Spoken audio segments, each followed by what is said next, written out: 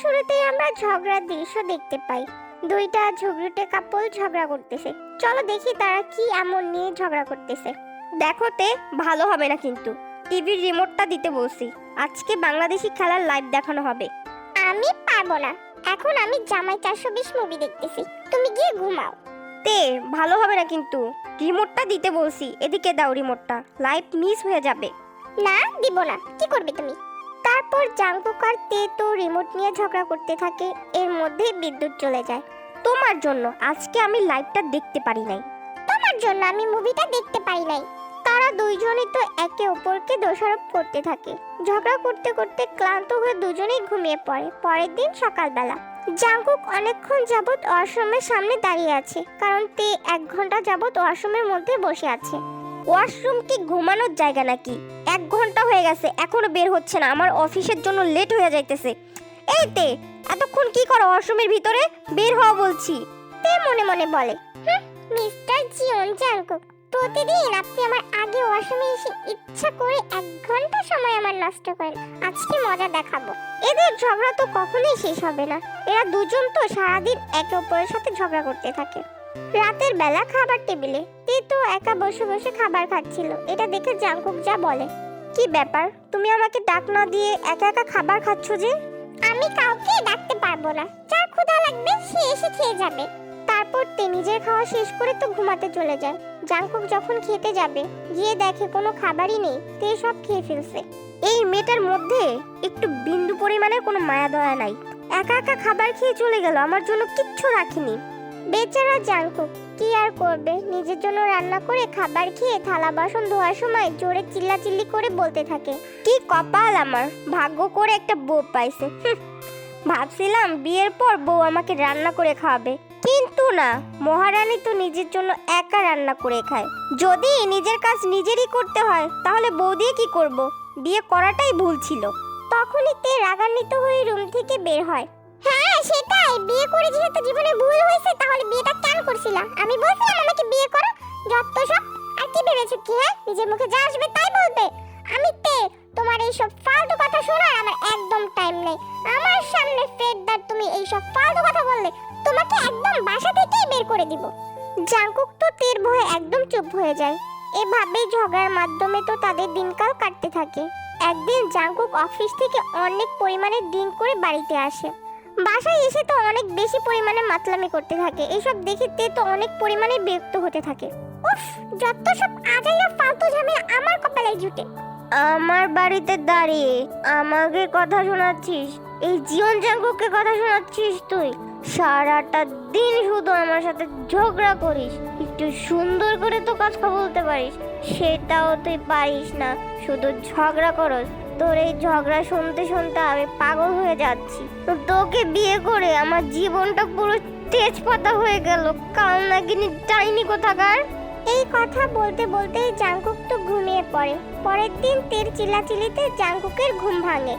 জীবনটা একদম শেষ হয়ে গেল, মনে হচ্ছে আমি কোনো বাড়িতে নয়, দোজখখানায় আছি।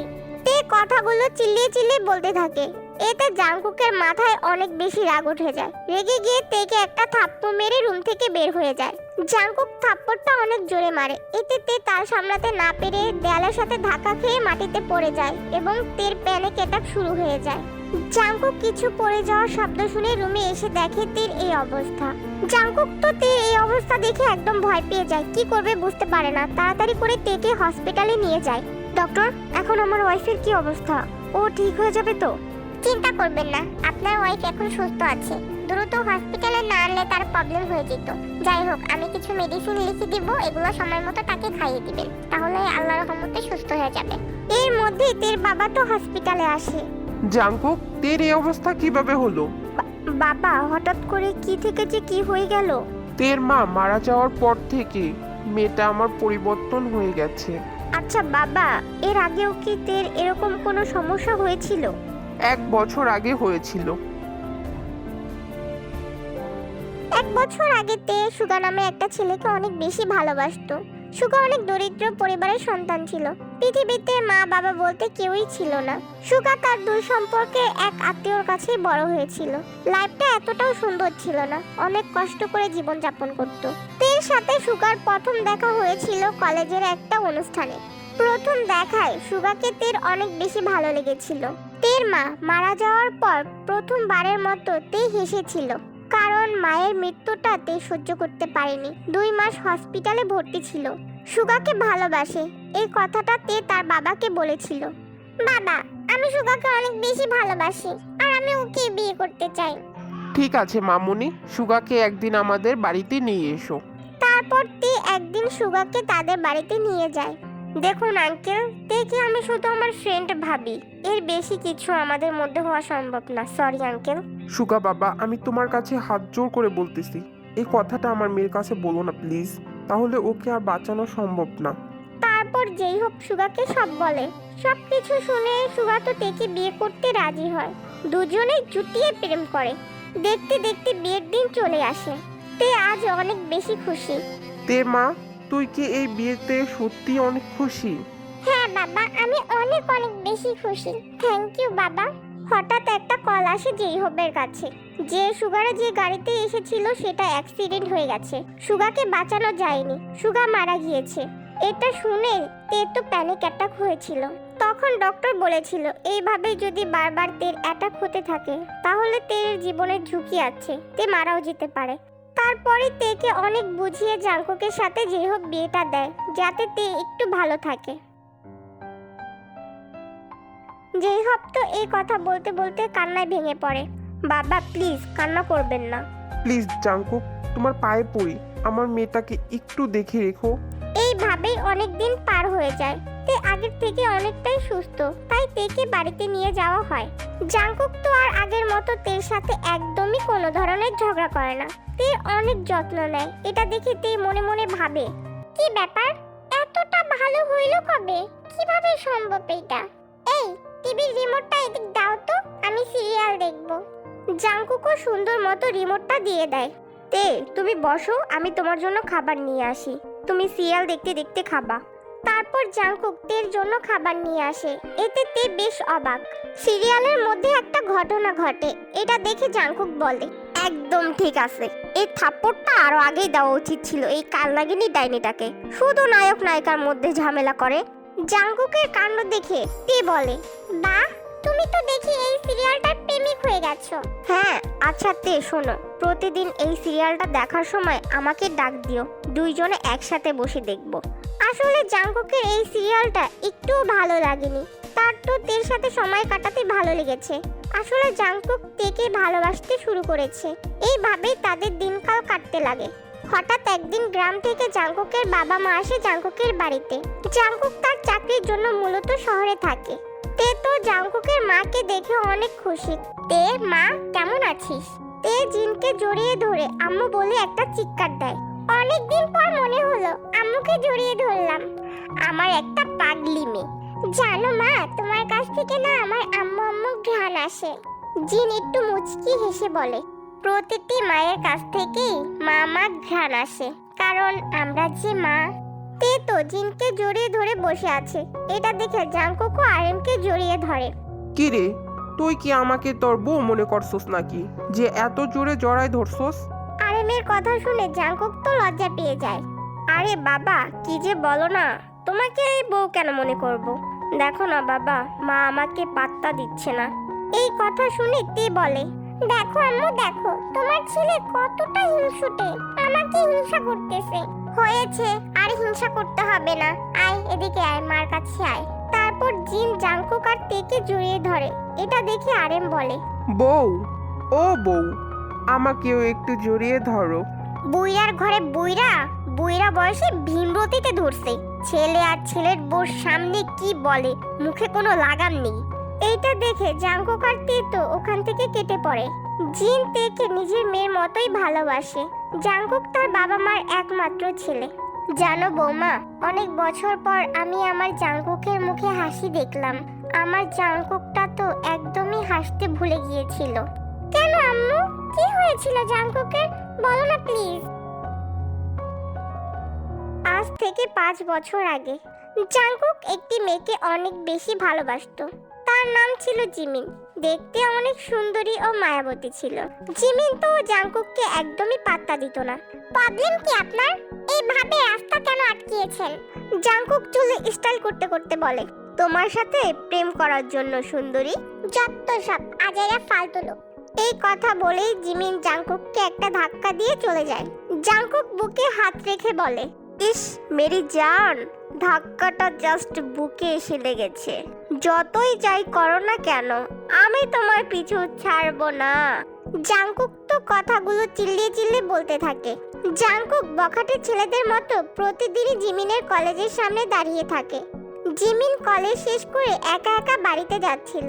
জাংকুক জিমিনকে দেখে গান গাইতে শুরু করে।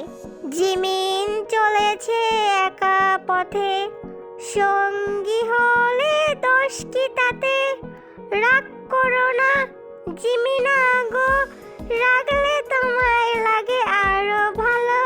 জাংকুক তো জিমিনের পিছনে পিছনে হাঁটতেছে আর গান গাইতেছে। প্রবলেম কি আপনার? প্রবলেম তো একটাই সুন্দরী, ভালোবাসি। জাংকুকের মুখে শুধু ভালোবাসি ভালোবাসি কথা, এটা ছাড়া আর কোনো কথাই নেই তার মুখে। উফ, যত সব আজাইরা।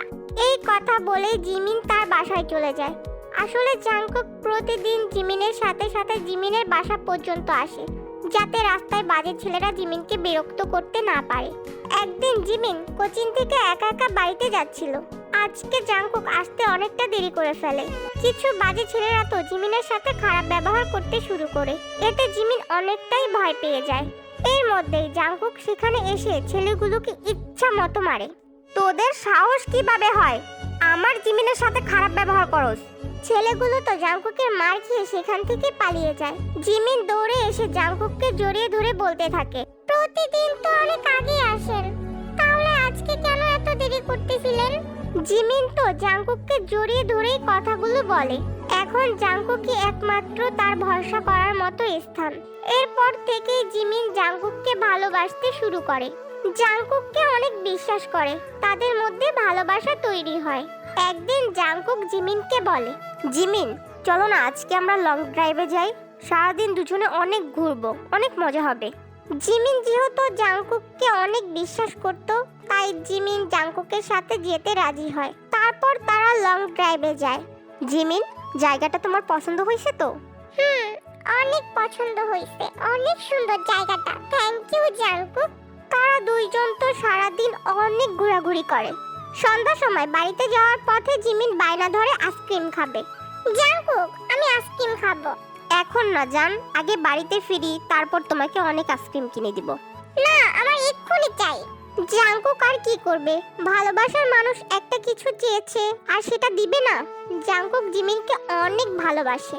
আচ্ছা জান, তুমি বাইকের কাছে থাকো, আমি এক্ষুনি আইসক্রিম নিয়ে আসতেছি, কোথাও যেও না কিন্তু। জাংকুক আইসক্রিম আনতে চলে যায়। জাংকুক চলে যেতেই সেই খারাপ ছেলেগুলো জিমিনকে তুলে নিয়ে যায়। জাংকুক আইসক্রিম নিয়ে এসে দেখে জিমিন সেখানে নেই। জাংকুক তো পাগলের মতো জিমিনকে খুঁজতে থাকে। হঠাৎ কারো কান্নার শব্দ শুনতে পায় জাংকুক। পাশের জঙ্গল থেকে কান্নার শব্দ আসতেছে। জাংকুক দৌড়ে গিয়ে দেখে জিমিন রক্তাক্ত অবস্থায় পড়ে আছে। জাংকুক দৌড়ে গিয়ে জিমিনকে জড়িয়ে ধরে। জান, এই জান, কথা বলো, তোমার এই অবস্থা কিভাবে হলো? জাংকুক কান্না করতে করতে বলে। জিমিন অনেক কষ্ট করে কথা বলে। ওই ছেলেগুলো। জিমিন আর কিছু বলতে পারে না। তার আগেই জাংকুকের বুকে শেষ নিঃশ্বাস ত্যাগ করে। জাংকুক চিৎকার করে কান্না করতে থাকে। জাংকুক যখন জিমিনকে রেখে আইসক্রিম আনতে গিয়েছিল, তখন ছেলেগুলো জিমিনকে দেখতে পায় এবং সেদিনকার প্রতিশোধ নেওয়ার জন্য জিমিনকে তুলে নিয়ে যায় এবং জিমিনের সাথে খারাপ কাজ করে ওকে ছুরি আঘাত করে সেখানেই ফেলে চলে যায়। ততক্ষণে জাংকুকের আসতে অনেকটাই দেরি হয়ে যায়। জিমিন তো সেখানেই মারা যায়। এরপর থেকেই জাংকুক প্রায় 3টা বছর হসপিটালে ছিল। পুরো পাগলের মতোই হয়ে গিয়েছিল আর নিজেকে দোষারোপ করত। সেদিন যদি সে জিমিনকে একা রেখে না যেত, তাহলে আজ জিমিনের এই অবস্থা হতো না। জিনের মুখে এই কথাগুলো শুনে তের চোখ দিয়ে অজান্তেই পানি পড়তে থাকে, কারণ তারা দুইজনেই তাদের ভালোবাসার মানুষকে হারিয়েছে। জাংকুককে অনেক বুঝিয়ে তোমার সাথে বিয়েটা দেই। বিয়েটা দেওয়ার পর আমরা একটু নিশ্চিন্ত হই। আজ অনেক বছর পর আমি আমার ছেলেটার মুখে হাসি দেখলাম। কথাগুলো বলতে বলতে জিন তো কান্না করতেছিল। এইটা দেখে আরএম জিনকে জড়িয়ে ধরে সান্ত্বনা দিতে থাকে আর তে সোজা রুমে চলে যায়। এইভাবেই বেশ কিছুদিন চলে যায়। জিন আর আরএম তো গ্রামে চলে যাবে। আম্মু আব্বু, গ্রামে না গেলে হয় না? ও বাবা মা, আমাদের সাথেই থেকে যাও, গ্রামে যেতে হবে না। সেটা বললে হয় না রে, আমরা গ্রামের মানুষ, গ্রামেই আমাদের ভালো। শহরের থেকে আরো অসুস্থ হয়ে যাই, বন্দি জীবন, তার থেকে ভালো আমরা গ্রামেই চলে যাই। আরএম জাংকুকের কানে কানে বলে, বৌমাকে একদম কষ্ট দিবি না, ওকে অনেক ভালোবাসবি। যদি শুনছি তুই ওকে কষ্ট দিছস, ওদিন তোর খবর আছে। জিনও তের কানে কানে বলে, বৌমা কিছুদিনের মধ্যেই যেন গুড নিউজটা পাই।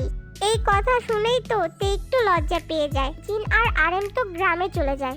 এইভাবে কিছুদিন পার হয়ে যায়। তে বসে টিভি দেখতেছিল, তখন জাংকুক এসে তের পাশে বসে। হঠাৎ টিভির মধ্যে একটা রোমান্টিক মুহূর্ত চলে আসে। এইটা দেখে তো ওরা দুইজনেই একটু অপ্রস্তুত হয়ে যায়। তে তো তাড়াতাড়ি করে টিভিটা বন্ধ করে লজ্জায় পেয়ে রুমে চলে যায়। জাংকুকও অনেক বেশি লজ্জা পায়। রাতের বেলা খাবার টেবিলে দুইজনেই চুপচাপ করে খাবার খাচ্ছে, কিন্তু কেউ কারো সাথে কথা বলে না। ঘুমানোর সময় তে অনেক সাহস করে জাংকুককে বলে, জাংকুক। হ্যাঁ তে বলো, কিছু লাগবে তোমার? না কিছু লাগবে না, একটা কথা বলতাম তোমাকে আর কি। হ্যাঁ কি বলবে বলো। জাংকুক, আমি যদি তোমাকে ভালোবাসি তাহলে কি তুমি আমাকে ফিরিয়ে দিবে? তে অনেক সাহস নিয়ে এই কথাটা বলে জাংকুককে, কিন্তু জাংকুক কোনো কিছুই বলে না। তে তো অনেকবারই জাংকুককে ভালোবাসার কথা বলে, কিন্তু জাংকুক কোনো উত্তরই দিত না। এতে তে বুঝতে পারে জাংকুক আজও জিমিনকেই ভালোবাসে। জাংকুকের মনে তের জন্য কিছুই নেই। তাই তে সিদ্ধান্ত নেয় জাংকুকের কাছ থেকে অনেক দূরে চলে যাবে। তে তো নিজের জিনিসপত্র প্যাক করতেছিল। এটা দেখে জাংকুক বলে, কি ব্যাপার, ব্যাগপত্র রেডি করতেছো? আমরা কি কোথাও যাচ্ছি? আমরা না, শুধু আমি যাচ্ছি। শুধু তুমি যাচ্ছ মানে? একা গেলে হানিমুন হবে নাকি? হানিমুনের জন্য তো অবভিয়াসলি আমাকে নিতে হবে। তে একটু রাগ দেখিয়ে বলে, আমি তোমার জীবন থেকে চলে যাচ্ছি। এই কথা শুনে জাংকুক তেকে জড়িয়ে ধরে বলে, এই যে ম্যাম, আমাকে একা রেখে তুমি কোথায় যাবে শুনি? জাহান্নামে যাব। যাবে তুমি? তুমি বললে আমি জাহান্নামেও যেতে রাজি। তারপর জাংকুক তের কোমর জড়িয়ে ধরে তের ঠোঁট জোড়া দখল করে নেয়।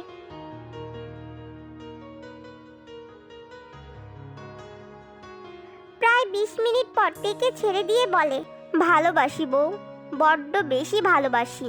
ভেবেছিলাম হানিমুনে গিয়েই তোমাকে সারপ্রাইজটা দিব, কিন্তু তার আগেই আমার বউটা রাগ করে আমাকে ছেড়ে চলে যাচ্ছে।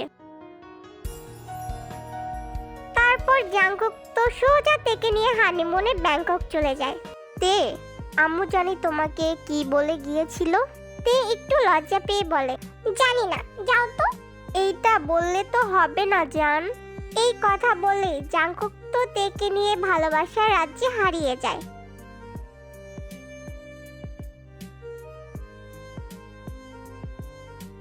5 বছর পর। জাংকুক, আমার পা ছাড়তে বলতেছি। না বউ, আমি তোমার পা ছাড়বো না, সত্যি বিশ্বাস করো, আর জীবনে এরকম ভুল হবে না। মাম্মা মাম্মা, পাপা সত্যি পাশের বাসার আন্টিকে চুমু দেয়নি? তার মানে জাংকুক তুমি? এই কথা বলে তে তো জাংকুককে মারতে যাবে। তার আগেই জাংকুক তের গালে কিস করে তেকুককে নিয়ে দৌড়ে পালায়। পাপা, তুমি পাশের বাসার আন্টিকে চুমু না দিলে আজকে মাম্মা আমাদের দুইজনকে এইভাবে তাড়া করতো না। আরে পাজি ছেলে, তোমার মাম্মাকে ভেবে ভুল করে আয়ু ভাবিকে কিস করে দিয়েছি। আর তোমার মাম্মা কি না কি ভেবেছে। তাহলে আর কি, মাম্মার থেকে পালাই চলো। এই কথা বলেই দুই বাবা ছেলে তো তের হাতে মার খাওয়া থেকে পালায়।